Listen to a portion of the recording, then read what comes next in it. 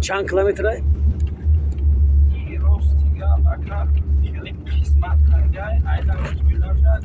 33 کیلومتر کلم دهن در زنن سوندگی بود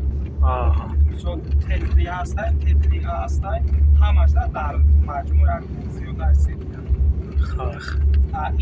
همه اگر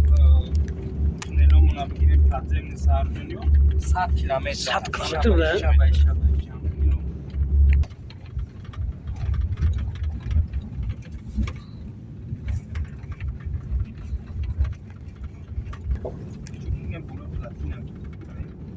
حاجی ما بولی پلاتی داریم ها؟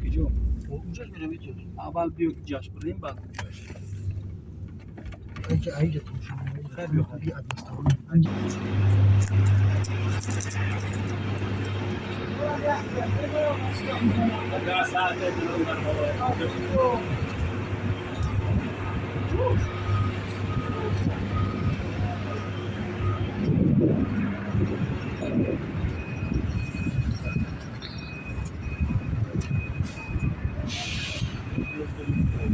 اگر یادروی ما همیا؟ اساسی پلاتینا را میکنه یادرو ما بود اگر یکم می‌داره او فیلتراسیا شود و خودش کوفیشنت داپوستی می‌داره اگر میا همینجا تمام دیگه اوس نمیگذاره یکی اون نمیویه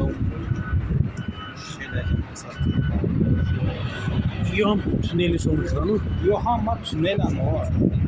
یعنی خیلی یک کیلومتر اگه یادرو داموندگه 4-5 ساعت خیلی تونیل اونجا هم ما خیلی تونیل برای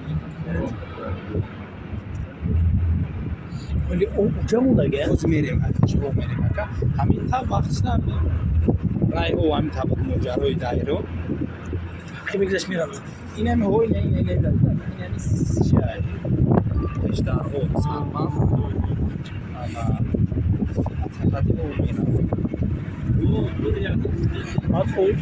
ولی بیشی باسته میشه هم باید نه هوزی که میریم اشنادا میفهم هوزی